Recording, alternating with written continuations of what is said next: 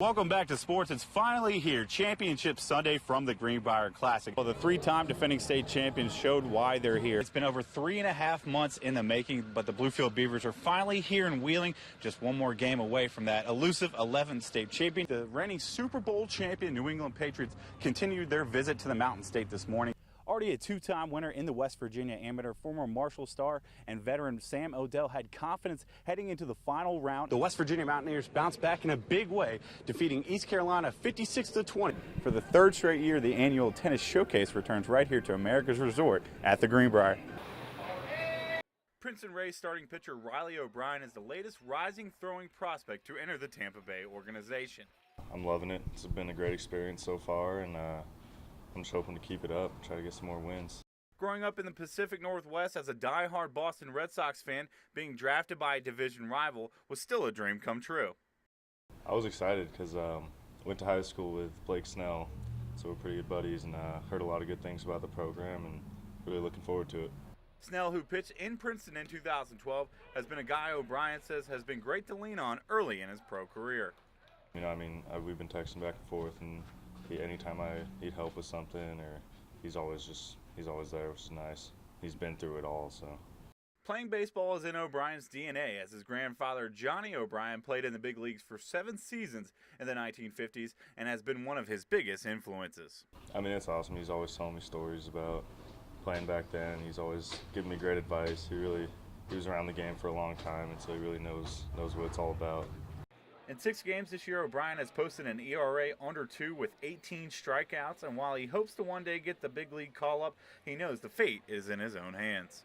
I just look to the next start. I don't want to look too far ahead. I just got to keep doing my thing, and hopefully all the cards fall in place and I can move up. With the Rays from Honeycutt Field, Matthew Schwartz, WVVA Sports. A big name will be on the bench for the Greenbrier East boys basketball team this year, and it's not Jim Justice, it's former Spartan great Bimbo Coles. I've always wanted to come back and coach here for, it's been a long time, and I'm here. A 15-year NBA vet, Coles says returning to Fairleigh was a match made in heaven. I love Greenbrier East High School. I've got a lot of memories here, a lot of friends and family here, so it's been great. Replacing Governor Justice will be no easy task, but Cole says his style of coaching should make for an easy transition. I'm not really worrying about what he did or looking at the things or trying to be him. I'm trying to bring, what I know about basketball and try to do a great job for the way I teach and for these kids. Here we go. Take it out. Good. Returning back to his alma mater, Cole says the only thing he is focused on is winning. My makeup in general is to win and be highly competitive. There's really no pressure. We just want to go out and play, and I want to teach these kids how to go out and compete every single night, every single possession.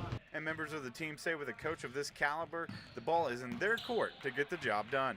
Coach Coles really knows what he's talking about. We need to pull together as a team. We didn't know what we were to expect, but now we did. It's a good coach. With the Spartans, Matthew Schwartz, WVVA Sports. Welcome back to sports. It was another big weekend of college football across the 2 Virginias on Saturday. In particular in Blacksburg, where it was a matchup of unbeatens as number 2 Clemson came to Lane Stadium to battle number 12 Virginia Tech in what could be a preview of December's ACC championship game. The night, however, would belong to the Tigers as they picked up the road victory 31-17 to give the Hokies their first loss of the campaign. The Tigers held a 17-3 lead at halftime and extended that out to 24-3 in the third quarter before the Hokies scored 14 in the fourth frame to make it a 2-score outcome. Hokies freshman quarterback Josh Jackson was 29-44 for 251 yards, throwing 2 interceptions to just 1 touchdown pass, and head coach Justin Fuentes said the Tigers defense gave his team trouble all night long.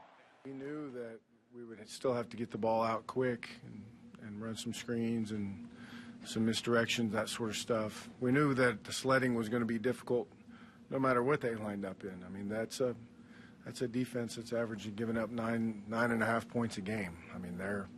They're pretty accomplished. So their defensive line is as good as I've seen. And then in Conference USA, the Marshall Thundering Herd improved to 3-1 on the season with a road victory at Cincinnati. The Herd took care of the Bearcats 38-21. Quarterback Chase Litton was 21-34, throwing for 233 yards, 4 touchdown passes and no interceptions. Senior tight end Ryan Yurchek had a big night for the Herd, catching 6 passes for 77 yards, including 3 touchdowns.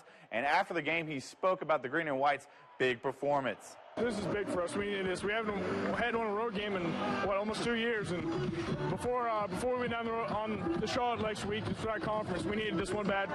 And we came out here, and we played the way we were capable of playing, and it was it's a good feeling for sure.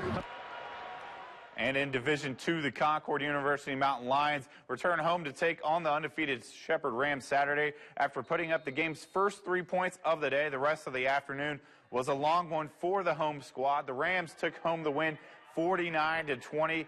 Shepherd quarterback Connor Jessup threw for 327 yards and 3 touchdown passes. Adam Fulton was 18 of 34 for 244 yards and 2 touchdown passes for the Mountain Lions. Concord now moves to 1-4 on the season. Next up, they travel to take on the Glenville State Pioneers on Saturday. And then finally, in NAIA, it was a happy Saturday night for the Bluefield College Rams. The Rams picked up the 13-10 overtime victory over Warner University Saturday night at Mitchell Stadium. Freshman kicker Tanner Griffith nailed a 36-yard field goal in the extra period to give the Rams their second win of 2017, eclipsing their win total from all of last year. And head coach Dewey Lusk says this was a victory that may be just the boost the team needs.